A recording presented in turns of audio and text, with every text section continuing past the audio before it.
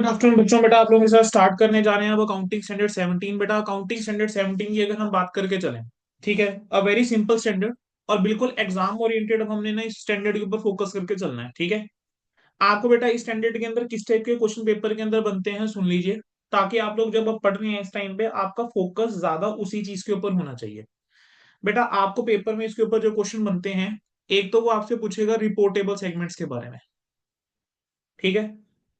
आपको ना reportable segment identify करने के लिए बोलेगा, आपको सिचुएशंस दे देगा, डाटा दे देगा, कहेगा कि एक कंपनी है या एक एंटिटी है, उसके कुछ सेगमेंट्स दे देगा, 5 सेगमेंट, 6 सेगमेंट, 7 सेगमेंट दे देगा। कहेगा कि आपको क्या करना है, रिपोर्टेबल सेगमेंट आइडेंटिफाई करने हैं, वो आपको उसके एसेट्स की डिटेल देगा, रेवेन्यू की डिटेल देगा, प्रॉफिट्स की डिटेल देगा। तो बेटा 3 टेस्ट आर देगा, ठीक है। तो आपको क्या करना है, उस बेस के ऊपर टेस्ट परफॉर्म करते हुए you have to identify the reportable segment. Now this can be asked as a question, practical question. This can be asked as MCQs, ठीक है। हमने जो मॉक टेस्ट पेपर 2 लिया है, ठीक है, आपका फुल सिलेबस वाला, उसके अंदर हमने जो केस स्टडी बनाई थी, उस केस स्टडी के अंदर बेटा मैंने वो चीज आपके साथ टेस्ट करी भी है, ठीक है। तो वो आपका यहाँ पर कहीं ना कहीं आपको आना चाहिए। दैट इज समथिंग जो आपको आना ही चाहिए, बस ये मान के चलना, ठीक है। अब पूरे पूरे चांसेस हैं बेटा इस बार AS 17 मुझे लग रहा है आने के।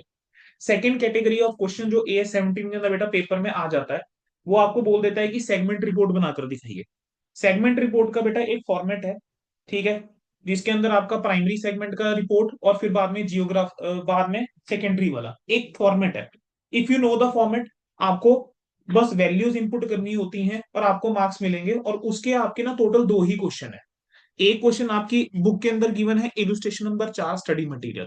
दूसरा क्वेश्चन आपका एक पास पेपर या आरटीपी में आया हुआ, विच जस्ट वैल्यूज चेंज, कोई बहुत ज्यादा कॉम्प्लिकेट चीज नहीं आती है, ठीक है।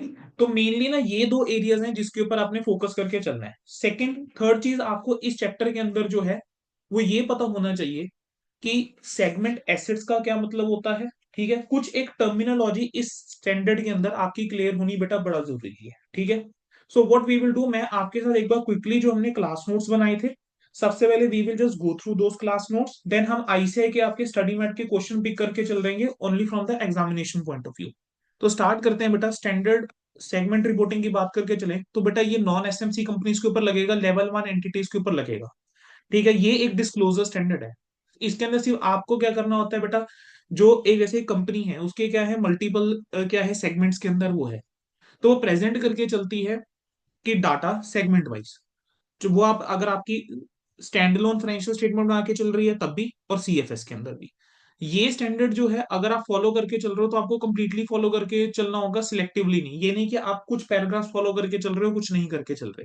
सेगमेंट का मतलब क्या होता है, सेगमेंट एक प्रोडक्ट होता है या सर्विस हो गया, या एक ग्रुप ऑफ प्रोडक्ट या ग्रुप ऑफ सर्विसेज है, जो आप कह लीजिए जिसके अंदर सिग्निफिकेंटली डिफरेंट रिस्क और रिवॉर्ड है बाकी प्रोडक्ट या सर्विसेज से। सेगमेंट आपके 2 तरीके के हो सकते हैं, एक होता है बिजनेस सेगमेंट, एक होता है जियोग्राफिकल सेगमेंट, ठीक है। बिजनेस सेगमेंट क्या है, बिजनेस सेगमेंट ना वो एक डिस्टिंग्विशेबल कंपोनेंट है एक एंटरप्राइज का, जो एक इंडिविजुअल प्रोडक्ट प्रोवाइड कर रहा है, सर्विस प्रोवाइड कर रहा है, ग्रुप ऑफ प्रोडक्ट या ग्रुप ऑफ सर्विसेज प्रोवाइड करके चल रहा है, ठीक है। और जिसके अंदर रिस्क और रिवॉर्ड डिफरेंट है बाकी बिजनेस सेगमेंट से। अब कह रहे हैं कि कौन कौन से फैक्टर्स हैं जो कंसीडर करे जाते हैं डिटरमिन करने के लिए कि क्या प्रोडक्ट और सर्विस रिलेटेड है। तो नेचर ऑफ प्रोडक्ट और सर्विसेज क्या है, प्रोडक्शन प्रोसेस क्या है उसकी नेचर, टाइप्स और क्लास ऑफ कस्टमर क्या है, क्या मेथड यूज होता है प्रोडक्ट्स को डिस्ट्रीब्यूट करने के लिए, सर्विस प्रोवाइड करने के लिए। और अगर मान लीजिए उसके ऊपर कोई रेगुलेटरी एनवायरमेंटल लगता है, जैसे बैंकिंग हो गया, इंश्योरेंस हो गया, पब्लिक यूटिलिटीज हो गया वो। जियोग्राफिकल सेगमेंट का क्या मतलब होता है, ये एक डिस्टिंग्विशेबल कंपोनेंट है एक एंटरप्राइज का, जो प्रोडक्ट्स या सर्विसेज प्रोवाइड करके चलता है एक पर्टिकुलर इकोनॉमिक एनवायरमेंट के अंदर, ठीक है, जिसके अंदर रिस्क और रिवॉर्ड डिफरेंट है फ्रॉम द कंपोनेंट्स जो ऑपरेट कर रहे हैं किसी और इकोनॉमिक एनवायरमेंट के अंदर। जियोग्राफिकल सेगमेंट जो होता है वो किसके ऊपर बेस्ड हो सकता है, या तो जो लोकेशन है प्रोडक्शन की जहां पर हम प्रोडक्शन करके चल रहे हैं, या सर्विस फैसिलिटीज हैं, या एसेट्स हैं एंटरप्राइज के, या कस्टमर की लोकेशन के ऊपर।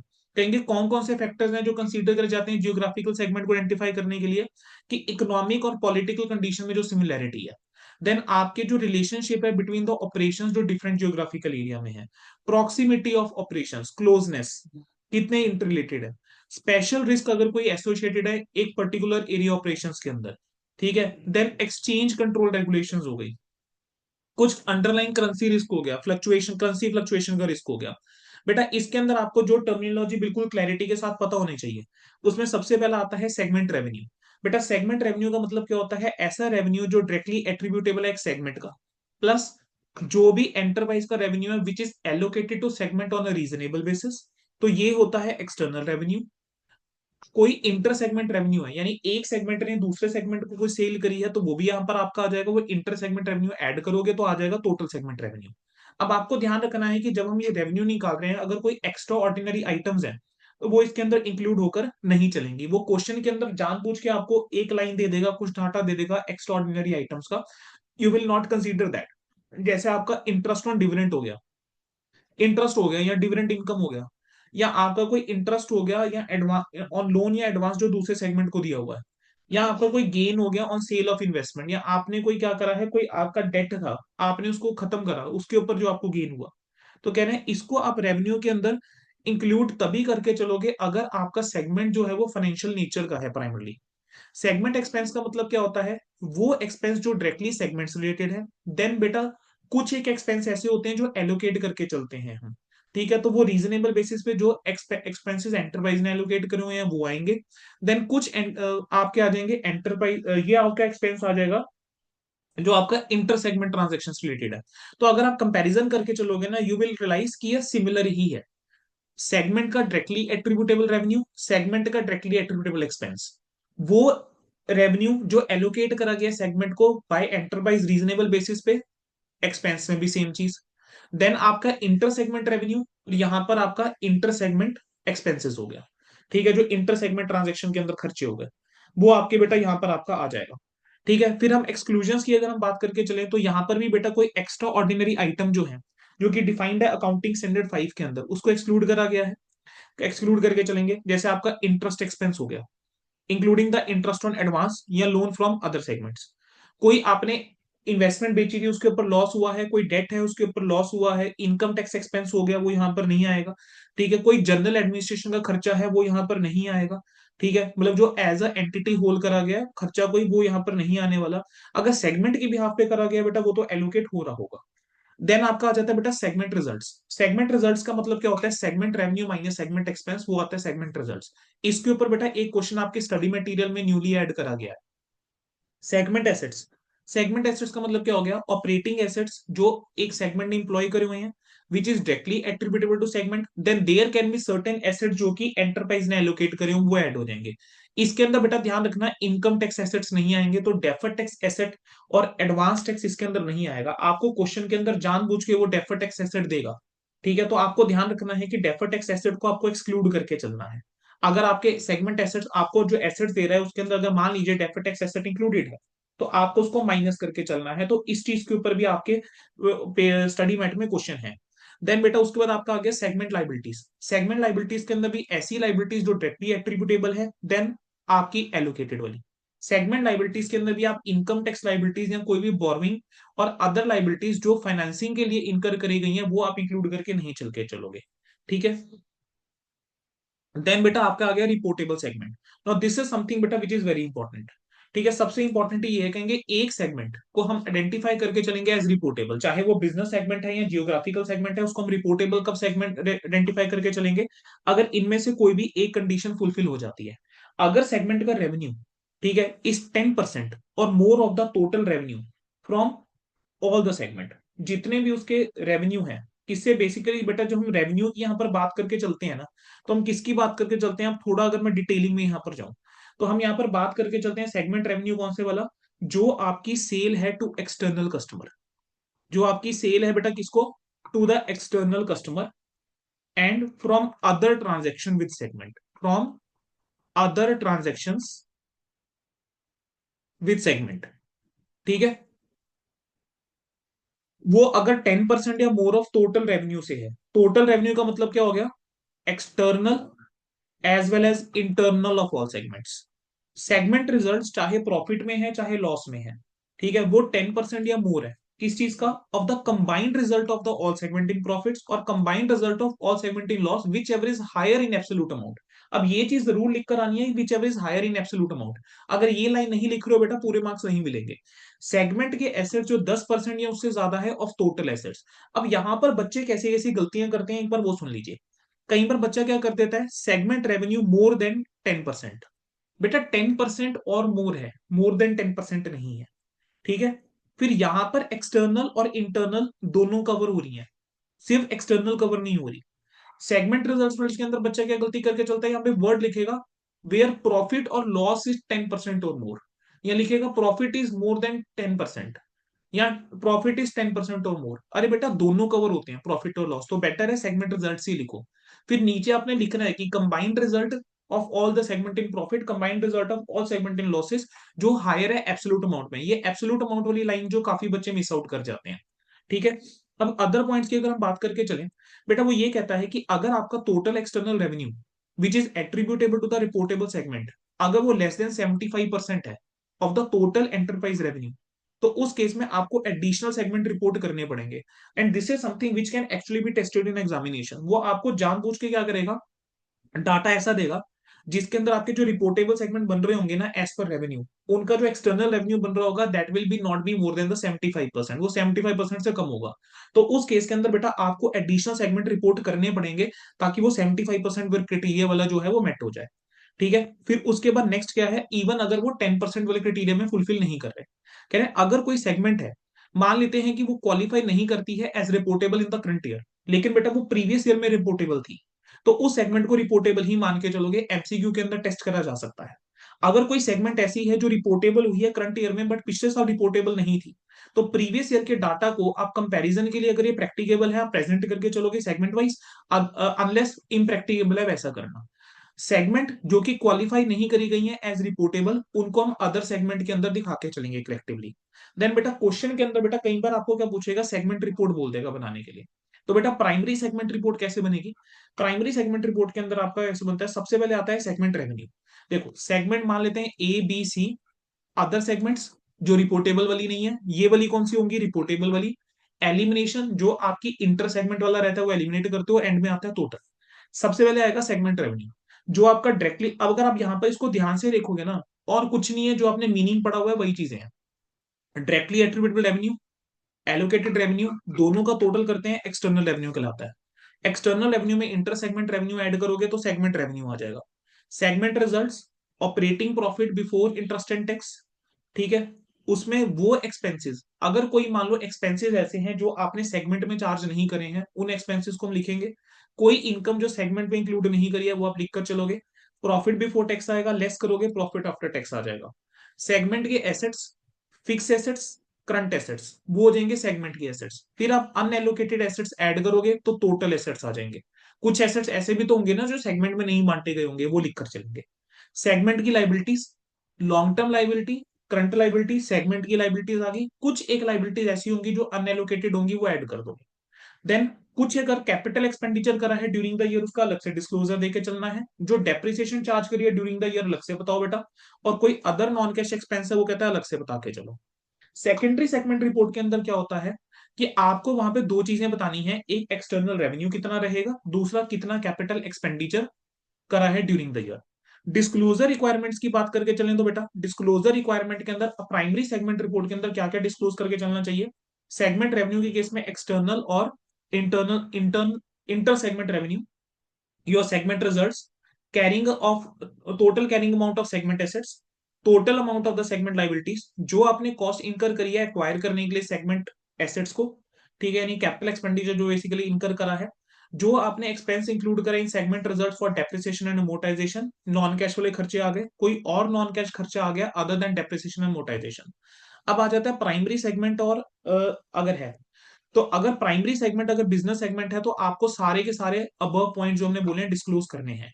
लेकिन अगर मान लीजिए कोई बेटा जियोग्राफिकल सेगमेंट है, ठीक है, तो उस केस के अंदर डिस्क्लोज करके चलोगे सारे पॉइंट्स को। प्राइमरी सेगमेंट अगर जियोग्राफिकल सेगमेंट है तो उस केस में डिस्क्लोज करके चलोगे सारे के सारे पॉइंट्स, एसेट वाइज भी और कस्टमर वाइज भी। देन आपका बेटा सेकेंडरी सेगमेंट। अब ये एसेट वाइज और कस्टमर वाइज क्यों बोला, समझ में आया। क्योंकि अगर आपने ध्यान से सुना हो, जियोग्राफिकल सेगमेंट को किस बेस के ऊपर क्लासिफाई करा जा सकता है, कि जहां पर आपके एसेट्स लोकेटेड है या जहां पर आप सर्विसेज प्रोवाइड करके चल रहे हो, है ना, लोकेशन या फिर लोकेशन ऑफ कस्टमर के बेस के ऊपर, तो बेटा ये वो एरिया रहा है। ठीक है। फिर उसके बाद बेटा नेक्स्ट हमारे पास क्या है, सेकेंडरी सेगमेंट। ना सेकेंडरी सेगमेंट की अगर हम बात करके चलें, ठीक है, तो सेकेंडरी सेगमेंट की बात करके चलते हैं, तो कह रहे हैं अगर बिजनेस सेगमेंट सेकेंडरी सेगमेंट है, तो आपका रेवेन्यू जो रहेगा from external customer, carrying amount of segment assets और cost of acquisition of fixed asset जो हमने एक्वायर करा है, अगर business segment is your secondary segment. लेकिन अगर geographical segment segment secondary segment है, तो उस केस में आपको कस्टमर की लोकेशन के बेस के ऊपर सेगमेंट रेवेन्यू बताना है। ठीक है, based on location of customer. और अगर वो based on location of assets है, तो उस केस में बेटा कैरिंग अमाउंट आप ताकि चलोगे सेगमेंट के एसेट्स की, और जितना आपने कॉस्ट इनकर करी है एक्वायर करने के लिए fix asset during the year. That's it आपका AS 17 का बेटा बस यही कंसेप्ट है। ठीक है, खत्म। इतना ही हमें करना है, इससे ज्यादा करने की जरूरत नहीं है। अब सेगमेंट रिपोर्टिंग के अंदर अब मैं बात करके चलूं क्वेश्चंस की। तो ये लो बेटा, ये आपके यहाँ पर क्वेश्चंस आ गए। ठीक है, जो हमने क्लास के अंदर फाइल यूज करी थी, उसी फाइल को मैं आपके सामने लेकर आया हूँ। ये लो बेटा, ये आपके सामने क्वेश्चन आ गया, इलुस्ट्रेशन नंबर 1। ठीक है, इलुस्ट्रेशन नंबर 1 पे ध्यान दो। Chief accountant of the sports limited gives the following data relating to its relating to its 6 segments. बेटा 6 सेगमेंट्स रिलेटिंग जो है वो डाटा गिवन है। क्या क्या डाटा के अंदर गिवन है, कह रहे हैं सेगमेंट के एसेट्स जो हैं वो कितने हैं, सेगमेंट के जो एसेट्स हैं, ठीक है, वो है 40 80 30 20 20 10। सेगमेंट के रिजल्ट्स गिवन है, सेगमेंट के रेवेन्यू गिवन है। कह रहे हैं चीफ अकाउंटेंट कह रहा है कि सिर्फ M1 N जो है वो रिपोर्टेबल है, क्या वो जस्टिफाइड है? आंसर है हमें चेक करना पड़ेगा। ठीक है, सबसे पहले मैं क्या लिखूंगा कि अकाउंटिंग स्टैंडर्ड 17 सेगमेंट रिपोर्टिंग क्या बोल के चलता है कि एक बिजनेस सेगमेंट और जियोग्राफिकल सेगमेंट रिपोर्टेबल तब होगा अगर इनमें से कोई कंडीशन फुलफिल हो रही है। कह रहे हैं अगर उसका रेवेन्यू जो है from sales to external customer, ठीक है, और other transaction with inter segment अगर वो 10% या उससे ज्यादा है ऑफ द 10% और more of the total revenue external and internal. फिर हम लिखेंगे अगर सेगमेंट का रिजल्ट वेदर इन प्रॉफिट और लॉसेस 10% और more of the combined result of the all the segment in profit और ऑल द सेगमेंट और combined result of all segment in losses which average greater in the absolute amount. फिर क्या लिखोगे तीसरा, अगर उसके जो सेगमेंट के जो एसेट्स हैं, ठीक है, आर 10% और more of the total assets of all the segments. फिर उसका आप लिख कर आओगे कि अगर टोटल एक्सटर्नल रेवेन्यू जो एट्रीब्यूटेबल है टू द रिपोर्टेबल सेगमेंट अगर वो 75% से कम है of the total enterprise revenue, तो एडिशनल सेगमेंट क्या होने चाहिए, वो आपको रिपोर्ट करने चाहिए even if they are not meeting the 10% threshold limit. ठीक है। अब इसके बाद अगर हम बात करके चलेंगे अब सेगमेंट एसेट्स के बेस के ऊपर। अब सेगमेंट एसेट्स का टोटल कितना बन रहा है, 200। इस क्वेश्चन में दे रखा है, जरूरी नहीं है हर क्वेश्चन में दे रखा हो, कई बार आपको आठ तक का डाटा देगा तो आपको टोटल करना पड़ेगा। अब आपने क्या करा, 200 टोटल आ रहा है, 200 का 10% निकालो, 20। तो जो भी 20 या उससे ज्यादा है वो रिपोर्टेबल सेगमेंट है, जो भी 20 या उससे ज्यादा है वो क्या है, रिपोर्टेबल सेगमेंट है। ठीक है, तो आपका ये रिपोर्टेबल सेगमेंट है, ये रिपोर्टेबल सेगमेंट है, रिपोर्टेबल रिपोर्टेबल एंड रिपोर्टेबल। तो आपके ये सेगमेंट जो है वो सारे के सारे बच्चे क्या है, रिपोर्टेबल बन जाएंगे। तो इसके अंदर आपका आर को छोड़ के सारे सेगमेंट क्या है, रिपोर्टेबल है। ठीक है, आर को छोड़ के बेटा सारे सेगमेंट क्या है, रिपोर्टेबल है। डन। अब आ जाओ सेगमेंट रिजल्ट्स के अंदर। सेगमेंट रिजल्ट्स की बात करके चलें तो आप क्या करके चलोगे, आप टोटल करके चलोगे। सेगमेंट रिजल्ट्स की हम बात करके चलें तो आप क्या करके चलेंगे बेटा, टोटल करके चलेंगे।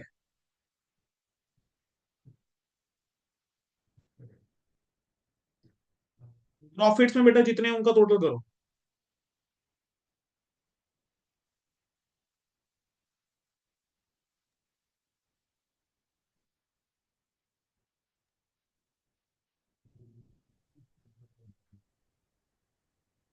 हाँ जी बच्चे, प्रॉफिट्स में जितने हैं उनका टोटल करके बताना। Combined result of all segments in profit, बोलो कितना टोटल आ रहा है, 100. कितना बोल रहे हैं, 100. 100। और combined result of all segments इन 200. 200। ठीक है बेटा, please give me a minute, really sorry, just give me a minute.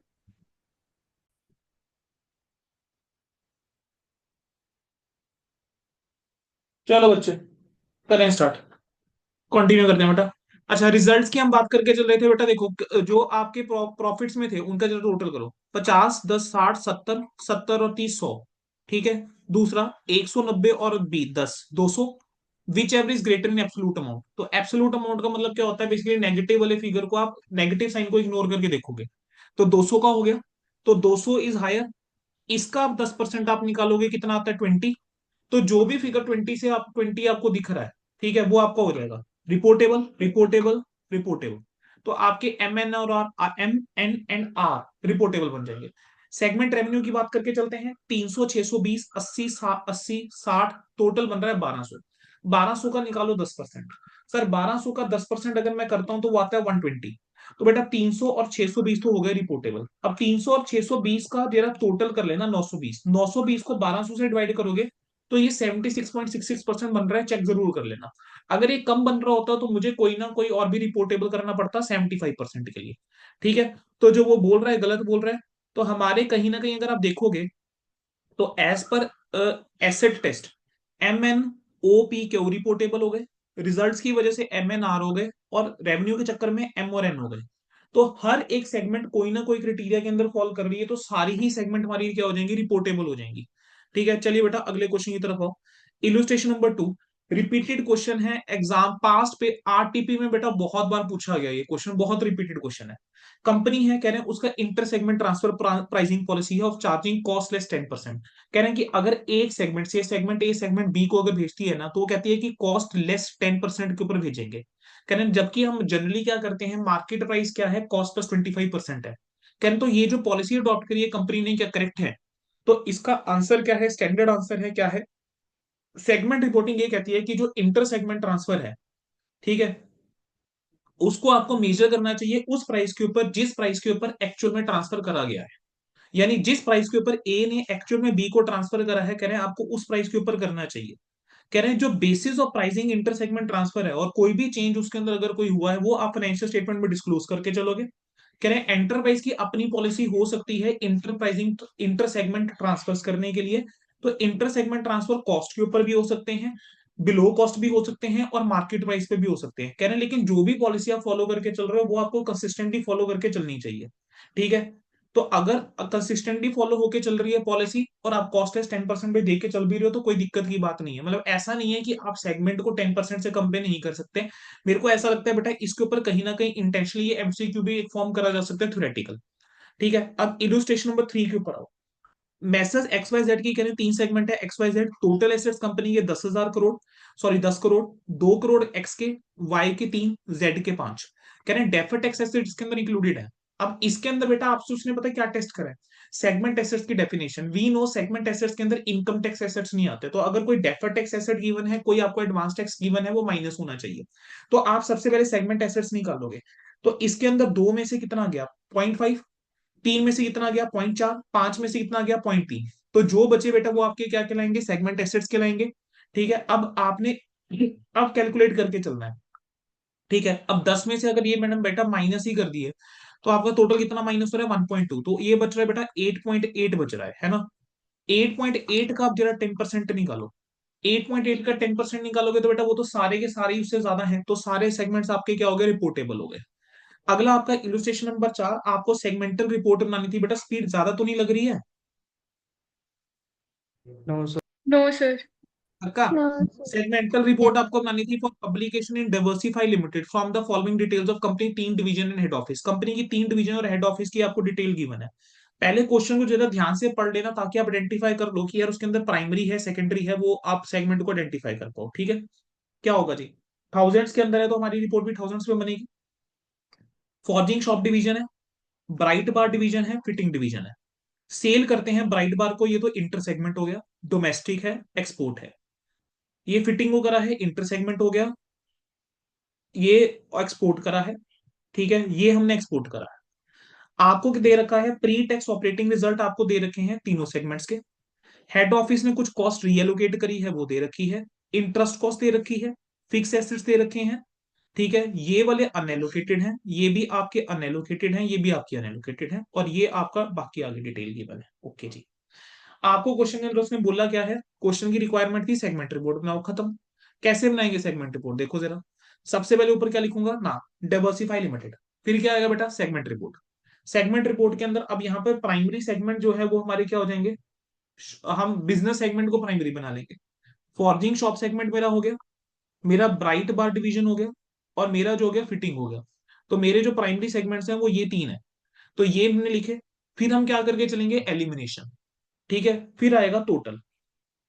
Elimination basically क्या है, इंटर सेगमेंट एलिमिनेशन आप करके चलते हो। सबसे पहले क्या रिपोर्ट करोगे, सेगमेंट रेवेन्यू। सेगमेंट रेवेन्यू कैसे निकलता है, डोमेस्टिक सेल्स और एक्सपोर्ट सेल्स दोनों का टोटल करोगे, एक्सटर्नल सेल्स, उसमें इंटर सेगमेंट रेवेन्यू ऐड करोगे, खत्म। तो एक एक पॉइंट को उठाया करो, क्योंकि स्टेप मार्किंग होती है, तो किसी का टोटल रेवेन्यू तक ठीक होगा, से 10 नंबर का क्वेश्चन है तो 2 नंबर 2.5 नंबर मिल गए वहां पर। ठीक है, 2 नंबर मिल गए। तो डोमेस्टिक सेल्स कितनी, फॉर्जिंग की डोमेस्टिक सेल्स आ जाएगी 90। ब्राइट की डोमेस्टिक सेल्स है नहीं, नील। फिटिंग की डोमेस्टिक सेल्स है नहीं, नील। इंटर सेगमेंट नील। तो सारा टोटल में कितना जाएगा, 90।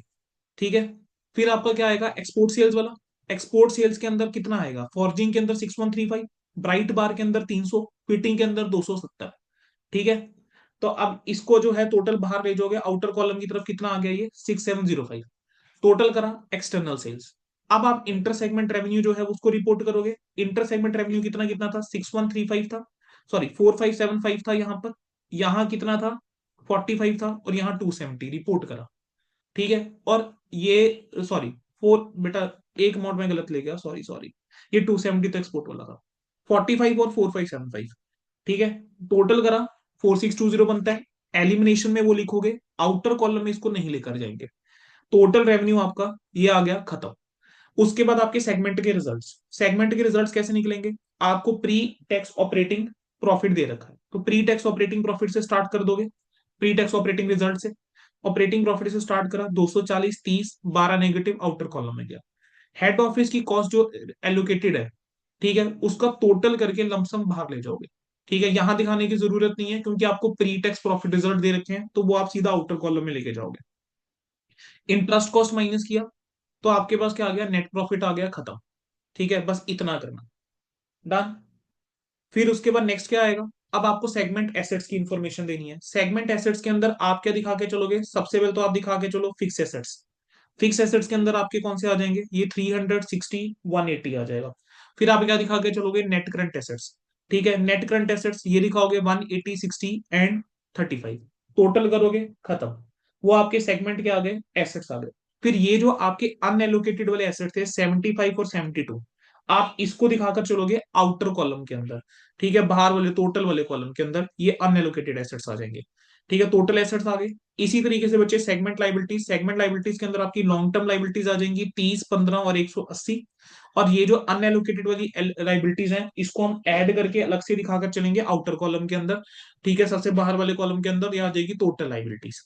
ठीक है, ये आपका हो गया। अब क्वेश्चन के अंदर बेटा मुझे ना डाटा गिवन नहीं है, अगर दिया होता अदरवाइज हम उसको भी डिस्क्लोज करके चलते हैं। कौन सा डाटा, जो आपने कैपिटल एक्सपेंडिचर इंकर करा है during the year, depreciation and amortisation का खर्चा, और कोई अगर नॉन कैश एक्सपेंस है वो आपको डिस्क्लोज करके चलना है। तो मैंने आपको नोट्स के अंदर जो फॉर्मेट बनवाया हुआ है बेटा, प्लीज उसको अच्छे से देख के चलना।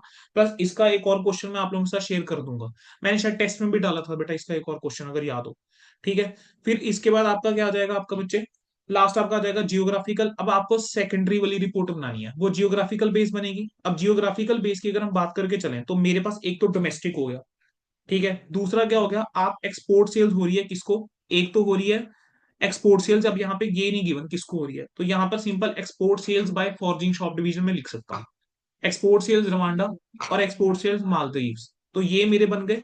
तो ये मेरे जियोग्राफिकल सेगमेंट्स बन गए। तो जियोग्राफिकल सेगमेंट के अंदर देखो क्या मैंने करा, export to Maldives, export to Rwanda, export sales other, forging ने जो करी। बस एक्सटर्नल सेल्स की क्या दे देंगे, डिटेल दे देंगे। ठीक है, खत्म। आपका क्वेश्चन ओवर हो गया। It is just the format. तो अगर आपको ये पता है क्या क्या डिस्क्लोज करके चलना है, क्वेश्चन मुश्किल बेटा नहीं है। बोलो बेटा, आगे बढ़ सकता हूँ। Yes, sir. चलिए बेटा, इलुस्ट्रेशन नंबर 5 पे आओ। Microtek limited produces batteries for scooter, car, truck and specialized battery for inverter UPSC. कह रहे हैं कितने सेगमेंट है और क्यों। चलो बताओ कितने सेगमेंट होंगे बेटा, स्कूटर, कार, ट्रक। ठीक है, ये व्हीकल से रिलेटेड हो गया। और इन्वर्टर और यूपीएस के लिए जो बैटरी होगी वो अलग होगी। मुझे बस इतना बताओ कि जो रिस्क और रिवॉर्ड होगा स्कूटर, कार और ट्रक की बैटरीज के ऊपर, क्या वो डिफरेंट होगा फ्रॉम द रिस्क और रिवॉर्ड जो इन्वर्टर और यूपीएस की बैटरीज के ऊपर होगा। Yes, sir. तो रिस्क और रिटर्न जो रहेगा बेसिकली, है ना। तो मैं ये कह सकता हूँ कि इनको हम डिफरेंशिएट कर सकते हैं। सब्सटेंशियली डिफरेंशिएट कर सकते हैं ना इनको। तो क्या मैं यहाँ पे यस बोल सर। सकता हूँ, यहाँ पे दो सेगमेंट्स हैं। एक जो है जो व्हीकल से रिलेटेड बैटरीज हैं आपकी, क्या मैं इनको ऑटोमोबाइल बैटरीज बोल सकता हूँ? और दूसरा बोल सकता हूँ बैटरीज जो यूपीएस और इन्वर्टर्स के लिए हैं, उसको हम अलग क्लासीफाई कर दें। तो दो सेगमेंट यहाँ पे पॉसिबल है, तो दो बिजनेस सेगमेंट बन गए, खत्म। चलो अगला question, MCQs. As per AS17, reportable segment are those whose total revenue from external sale and inter-segment sale is 10% more of the total revenue of all segment, 10% or more of the total revenue from all external segments. बेटा क्या है, all external segment है या all segments है? Sir all segments है। अब बच्चा लिखने में एक्सटर्नल सेगमेंट लिख देता है तो बेटा मार्क्स कहां से मिलेंगे? डिस्क्रिप्टिव में नहीं मिल पाएंगे। 12% बोले तो है ही गलत। विच of the following statement is correct? Management को डिस्क्रिप्शन है कि वो इंक्लूड कर सकता है सेगमेंट को रिपोर्टेबल, इवन अगर वो, even if it passes the 10% materially test. Description है, अरे भाई अगर 10% वाला टेस्ट पास कर रहा है फिर तो इंक्लूड करना ही है ना, वो डिस्क्रिप्शन की बात थोड़ा ना है। 12% तो रेट ही गलत है, इसको तो छोड़ ही दो। मैंडेटरी है मैनेजमेंट के लिए रिपोर्ट करना अगर मेटीरियलिटी टेस्ट पास हो रहा है, मैंडेटरी नहीं है। अरे मैंडेटरी होता है, ठीक है। Which of the following statement are correct? The overall test of 75% considered only external revenue. Overall test of the 75% considered only internal revenue to compute threshold limit. Internal as well as external. और कह रहे हैं management की choice है whether they want to include both internal as well as external. बोलो क्या होना चाहिए? सिर्फ एक्सटर्नल या इंटरनल? इंटरनल एक्सटर्नल दोनों? सिर्फ यस एक्सटर्नल है ना? 75% के लिए सिर्फ आप एक्सटर्नल देखते हो। Which of the following statement is correct? The 10% test computed on the basis of revenue consider both internal and external revenue. बिल्कुल सही, 10% टेस्ट के अंदर इंटरनल एक्सटर्नल दोनों देखते हैं। चलो लेकिन बेटा ये नहीं कि पहला ऑप्शन अगर करेक्ट है तो बाकी नहीं पढ़ने, बाकी एक बार रीड जरूर कर लेना। 10% test computed on basis of revenue considered only external, गलत हो गया, ओनली एक्सटर्नल बोल दिया। ओनली इंटरनल गलत हो गया। कह रहे दोनों एक्सटर्नल और इंटरनल, और मैनेजमेंट की चॉइस, ये गलत कर गया। मैनेजमेंट की चॉइस पे बात थोड़ा ना। Which of the following statements are is correct? In case of 10% 10 test based on profit or loss, we need to consider that any segment whose profit or loss is 10% or more than the net profit or net loss respectively of all segment taken together become reportable segment. गलत। In case of 10% test based on profit or loss, we need to consider that any segment whose profit or loss is 10% or more than the net profit after netting of loss. अरे भाई net of थोड़ा ना करते हैं। Whichever is higher in absolute amount, ये ठीक है। Whichever is lower in absolute amount, गलत। लोअर थोड़ा ना होता है, हायर लेकर चलते हैं, ठीक है। आ जाएगा प्रैक्टिकल क्वेश्चन नंबर 6। क्या सेम क्वेश्चन है बेटा जो ऊपर हमारे पास आया था? आपको रिपोर्टेबल सेगमेंट बताने थे, एसेट्स गिवन है और आपको डेफर्ड टैक्स एसेट की डिटेल गिवन है, सिंपल। Yes clear sir. है, बढ़ सकता हूँ? यस। चलो बेटा, आपके ना इंस्टीट्यूट ने कुछ एक चैप्टर्स के अंदर ना, कुछ एक टॉपिक्स के अंदर स्टडी मटेरियल बड़ा कॉम्प्रिहेंसिव बना दिया। दिस इज वन ऑफ दो standard. AS16 is one of दो स्टैंडर्ड। बेटा जो इससे पहले वाला स्टडी मटेरियल था ना इंस्टीट्यूट का, जो पुराने सिलेबस के अंदर AS16 का, तो उसके अंदर गिन के 6 क्वेश्चन थे। तो जो आपका फेज वाला क्वेश्चन था, जो आपका बेसिकली टेम्परेरी इनकम वाला क्वेश्चन था, ठीक है, फिर आपके 2 क्वेश्चन और थे बेटा, वो इंस्टीट्यूट ने क्या करा हुआ था, डाल ही नहीं रखे थे। Those question were not in the study material, वो पास्ट पेपर आरटीपी में पूछे हुए थे। इंस्टीट्यूट ने खुद ही वो स्टडी मटेरियल में एक्यूमुलेट कर दिए हैं। इसी तरीके से बेटा इस चैप्टर के अंदर भी इतने क्वेश्चंस नहीं होते थे पहले। इस चैप्टर के अंदर भी ये सारे क्वेश्चन इंस्टीट्यूट ने बाद में ऐड करे हैं, ठीक है। तो आपके मटेरियल में already past paper RTP question जिस टाइप के आ रखे हैं वो ऑलरेडी हैं। Company A is engaged in the manufacture and sale of the product which constitute different business segments. The product of the company are sold in the domestic market only. Management information system is organized to reflect operating information to broad market segment, rural and urban. Can beside those segment, how should company identify geographical segment? क्या geographical segment exist करते हैं within same country? Explain in line with provision of AS17. Now बेटा this is a question which is purely theoretical. Purely एक theoretical question उठा के डाला हुआ है। सीधा सीधा बोलता हूँ, इसको अपने लेवल पे बेटा एक बार रीड कर लेना, ठीक है। पेपर में आने के चांसेस नहीं है, वही कह रहा हूँ ना, किस्मत बहुत ज्यादा खराब होगी तो पेपर में पूछ लेगा, otherwise this question is not that important, you can skip this question, कोई दिक्कत की बात नहीं है। TK limited has identified business segment as its primary reporting format. उसने आइडेंटिफाई करा है इंडिया, यूएसए, यूके जो है वो 3 जियोग्राफिकल सेगमेंट है। वो प्रोडक्ट इंडियन मार्केट में बेचता है जो 70% कॉन्स्टिट्यूट करता है कंपनी का, 25% यूएसए में बिकता है और बैलेंस यूके में, यानी यूके में 5% बिकता है। कह रहे हैं इस पीके as a part of it geographical segment report required to disclose segment revenue from export sales where such sales are not significant. Again a theoretical question. देखो बेटा होता क्या है, अब यहाँ ये सुन लेंगे क्वेश्चन। बच्चे देखो जो प्राइमरी फॉर्मेट होता है ना रिपोर्टिंग सेगमेंट का, अगर वो एक क्या है बिजनेस सेगमेंट है, तो जो भी आपका सेगमेंट रेवेन्यू होता है एक्सटर्नल कस्टमर से, वो आपको जियोग्राफिकल एरिया के बेस के ऊपर, आपको लोकेशन के बेस या जियोग्राफिकल एरिया के बेस के ऊपर लोकेशन की, जो कस्टमर की लोकेशन है उसके बेस के ऊपर आपको डिस्क्लोज करके चलना होता है हर एक सेगमेंट रेवेन्यू के लिए, जिसका भी एक्सटर्नल कस्टमर से हमारा जहां पर रेवेन्यू 10% या उससे ज्यादा है। ठीक है। और जहां तक बात है बेटा सेकेंडरी इंफॉर्मेशन की, तो वहां पर आपको जो एक्सपोर्ट सेल्स होगी ना, उसको आपको जो यूके में हो रही है दैट इज जस्ट 5%, तो आपको उसको डिस्क्लोज करने की जरूरत जो है वो नहीं है। लेकिन जो अदर सेकेंडरी सेगमेंट इंफॉर्मेशन होती है एज पर AS 17, उसके अंदर हम डिस्क्लोजर देके चलेंगे अगर थ्रेशोल्ड क्राइटेरिया फुलफिल हो रहा है। तो सिंपल सी अगर बात करके चले, if threshold criteria is being fulfil 10% वाला, तब तो आप उसका डिस्क्लोजर आप देकर बच्चे चलोगे। नाइन्थ की बात करते हैं। 5 बिजनेस सेगमेंट है। प्रॉफिट और लॉस जो है हर एक सेगमेंट का for the year ended 31 March 2022 have been provided. आपको आइडेंटिफाई करना है कि वेदर रिपोर्टेबल सेगमेंट और नॉट। क्या करके चलोगे? प्रॉफिट वालों का टोटल करा 250, लॉस वालों का टोटल करा 300। दोनों में से हायर कौन सा एब्सोल्यूट अमाउंट में? 300। 300 का 10% 30, जहां पर भी 30 दिख रहा है रिपोर्टेबल, ACE और रिपोर्टेबल। अगला ABC लिमिटेड जो है, कह रहे हैं 5 सेगमेंट है, प्रॉफिट और लॉस गिवन है। सेम क्वेश्चन पूछ लिया, कर सकते हैं आराम से। Next heavy goods. देखो यहां पर वो टेस्ट कर गया आपसे इंटरनल एक्सटर्नल वाला पॉइंट और प्रॉफिट और लॉस वाला एसेट्स वाला। अब जिस बच्चे का कंसेप्ट नहीं क्लियर, वो तो क्या करेगा, वो सिर्फ एक्सटर्नल ले लेगा और वहीं पर गड़बड़ कर बैठेगा। ठीक है चलो। कह रहे हैं आपको आइडेंटिफाई करने हैं कि कौन कौन से जो है सेगमेंट रिपोर्टेबल है। ऐसा करते हैं, स्टार्ट करते हैं एसेट से। क्या करोगे? टोटल करोगे। टोटल दे ही रखा है 102750। 102750 का 10% 10275। तो जो भी 10275 से ज्यादा है, क्या वो रिपोर्टेबल बन गए हैं? हाँ जी। क्या जो भी 10275 से ज्यादा है क्या वो रिपोर्टेबल हो जाएंगे? Yes sir. Yes sir. Yes sir. अब 10275 से ज्यादा कौन कौन से हैं?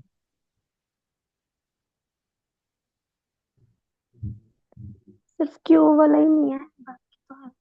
ये वे क्यों नहीं है? यहाँ पर हमने सिर्फ एलिमेंट क्यों लिखा हुआ? कुछ गलत तो नहीं लिख रहे हम? 37,500, 35,500 plus 23,250 plus 15,750 plus 10,500 plus 10,500 plus 5250। अगर मैं इसका 10% निकालता हूँ तो 10275। और 10275 से अगर मैं ज्यादा देखूं तो उस हिसाब से तो मेरे रिपोर्टेबल के अंदर ये भी रिपोर्टेबल रिपोर्टेबल रिपोर्टेबल, ये सारे रिपोर्टेबल सिर्फ क्यू को छोड़ के। तो यहाँ पर बेटा LMN पी क्यू भी होना चाहिए ना, LMNOP भी होना चाहिए। ठीक है बेटा, अगर रजिस्टर्स में आपने भी गलत लिखा हुआ है प्लीज इसको करेक्ट कर लेना। LMNOP, ये पांचों रिपोर्टेबल होंगे। ठीक है। प्रॉफिट और लॉस वाले में आओ। 300, 1500, 4500, 4500 और 1500, 6000। 6000 का 10% 600, यही हायर है। Reportable reportable reportable reportable reportable reportable 600 या 600 सारे ही हैं तो सारे रिपोर्टेबल हो गए। अब मैं अगर इंटर सेगमेंट इस क्वेश्चन में बेटा ना भी देखूं ना, तो मेरे को तो प्रॉफिट वाला टेस्ट और टोटल वाला एसेट्स टेस्ट करके ही पता लग चुका है सारे रिपोर्टेबल है। फिर भी क्योंकि उसने डाटा गिवन है तो हम उसको यूटिलाइज करेंगे। क्या करोगे? सेगमेंट के लिए आप सबका टोटल करके चलो। ठीक है, जितने आपके रेवेन्यू हैं आप क्या करके चलोगे, सबका टोटल आप करके चलोगे। तो आप सबका टोटल करके आप क्या करोगे, टोटल देख लेना 10,400 प्लस 35,350, 45750 आ रहा है। तो 45750 का 10% आप निकालोगे, 4575 आ रहा है। ये 4575 से ज्यादा है रिपोर्टेबल, 4575 से ज्यादा है रिपोर्टेबल। ठीक है, ये 4575 से ज्यादा हो गया रिपोर्टेबल। रिपोर्टेबल आपके LMOP, ये तो रिपोर्टेबल बन ही रहे हैं बेटा रेवेन्यू के अकॉर्डिंग। ठीक है। अब यहां पर बस एक बार हम चेक जरूर कर लेंगे क्या एक्सटर्नल रेवेन्यू वाला क्राइटेरिया फुलफिल हो रहा है। तो 12,300 प्लस 7,750 प्लस 5250 प्लस 5500, तो 30,800 बन रहा है। 30,800 को 35,350 से डिवाइड करके परसेंटेज निकालो तो 87%। बेटा ऑलमोस्ट 87% जो है वो रिपोर्टेबल बन रहा है, तो कोई दिक्कत की बात नहीं है। ठीक है, अब इसको करने का एक और तरीका होता है प्रेजेंटेशन, कि आप क्या करो, परसेंटेजेस निकाल लीजिए और फिर क्वेश्चन को सॉल्व कर लीजिए और फिर रिपोर्टेबल बता दीजिए। ठीक है, तो आप इंस्टीट्यूट का आंसर देखोगे तो उन्होंने इस वाले क्वेश्चन में परसेंटेज वाले तरीके से करा है। अगला कहता है कैलकुलेट द सेगमेंट रिजल्ट। अरे सेगमेंट रिजल्ट कैसे निकलते थे, सेगमेंट रेवेन्यू में से क्या माइनस करते हैं, सेगमेंट एक्सपेंस। और सेगमेंट रेवेन्यू कैसे निकलता है, डायरेक्टली एट्रिब्यूटेबल रेवेन्यू। आपको एंटरप्राइज का रेवेन्यू दे रखा है एलोकेटेड वाला, तो 1/10 को मैं बांट दूंगा 542 के अंदर, ऐड करूंगा, एक्सटर्नल रेवेन्यू आएगा। आपको दे रखा है अदर सेगमेंट से रेवेन्यू, ट्रांजैक्शन फ्रॉम बी, सी और ए। ठीक है, तो ट्रांजैक्शन फ्रॉम बी के अंदर दिया हुआ है 1 लाख और 10,000। ठीक है, तो ये 1 लाख और 10,000 ए में ऐड हो जाएगा, 50 और 25 बी में ऐड कर दूंगा, 50 और 1.5 सी में ऐड कर दूंगा। टोटल करा, ये आपका पहला फिगर आ गया सेगमेंट रेवेन्यू का। अब आ जाओ सेगमेंट एक्सपेंस के ऊपर, ऑपरेटिंग एक्सपेंस आएंगे। 77,000 को 542 में बांटूंगा, और जो segment transaction inter segment transaction है उसका भी ये एड ऑन कर दूंगा उसके अंदर, तो मेरे पास आ जाएंगे सेगमेंट के एक्सपेंसेस। फिर दोनों का डिफरेंस लूंगा, सेगमेंट के रिजल्ट्स आ गए। बेटा आपका चैप्टर जो है वो पूरा हो चुका हुआ है। ठीक है, we have done all the questions of accounting standard 17, और जो भी रेलिवेंट कंटेंट था वो हम कवर करके कल कर चुके हैं। उठा के देखोगे बेटा, आईसीआई का कोई भी पास पेपर, आरटीपी, कुछ भी उठा के देख लोगे, आपको इस चैप्टर के अंदर बेयरली कोई नया क्वेश्चन देखने को मिलेगा। आपको ऑलमोस्ट सारे ही क्वेश्चन जो देखने को मिलेंगे वो सिर्फ फिगर्स का डिफरेंस होगा। अदरवाइज आपको कुछ ऐसा नहीं देखने को मिलेगा जो आप कहोगे कि हमने कंसेप्ट में ना खबर कर रखा हो। ठीक है, सो बच्चे मेरी तरफ से अकाउंटिंग स्टैंडर्ड 17 भी रिवाइज हो चुका हुआ है। किसी बच्चे ने कोई डाउट पूछना है, कुछ चीज पूछनी है, बेटा प्लीज पूछ सकते हैं, है ना। Yes, sir. चलो एंड करें बच्चे फिर रिकॉर्डिंग। Yes, sir. चलो।